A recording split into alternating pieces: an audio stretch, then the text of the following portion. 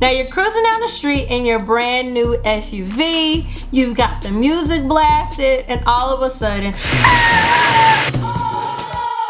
you get in a car accident. Now, did you get in a car accident because you didn't know how to drive? No! You got in a car accident simply because you haven't had enough time to practice driving. See, what you didn't realize is that not having enough practice or experience is just like driving with a blindfold. You see, you can't actually master a skill if you haven't had enough time practicing the skill. This is exactly what happened in January when my little brother totaled my vehicle. He had literally just gotten his driver's license, and next thing you know, my car was totaled.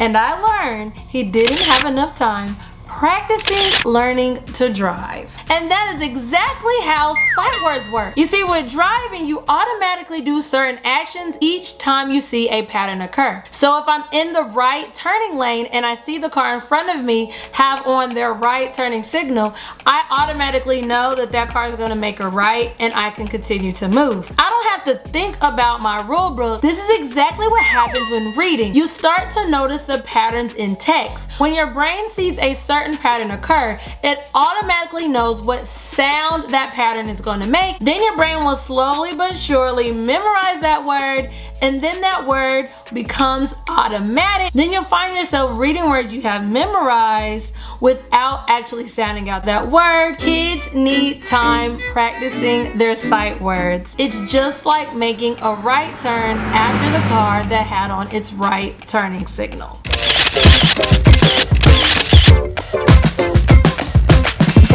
Now we've already addressed the big elephant in the room. Really? Ha ha ha. And we've discussed the importance of actually memorizing words. But now let's address the best way to actually teach kids their sight words. You see, good old-fashioned drill and kill is not the way to do it. 9 times out of 10, they're just gonna forget the next day anyway. So you have to be creative. Today I'm sharing with you 4 really fun activities that you can do in order to teach sight words. Now if kids have already been exposed to sight words, then your job is a little bit easier. All you have to do is give kids the opportunity to become fluent in their sight words. You can do this through simple recall games. So a recall game is simply a game that will get kids used to seeing the same sight words over and over and over again. This way the words will become automatic and you won't have to sit there saying, what word is this? Now I did an entire sight word game video with all different recall games that you can do to teach both Dolch and Fright sight words. Now in that video I teach you how to play games such as 4 corners, slap the bug, and even guess what. Now in addition to simple recall games, you can also teach sight words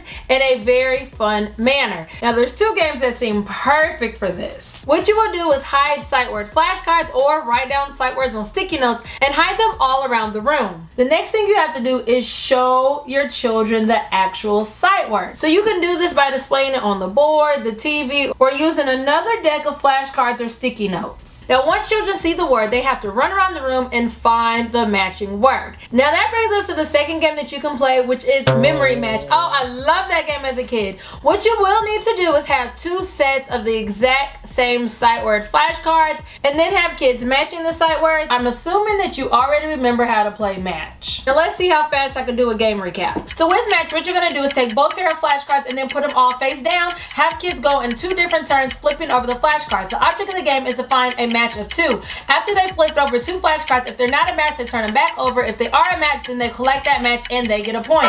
Whoever has the most matches at the end of the game wins. Woo! How'd I do? I've never done that before.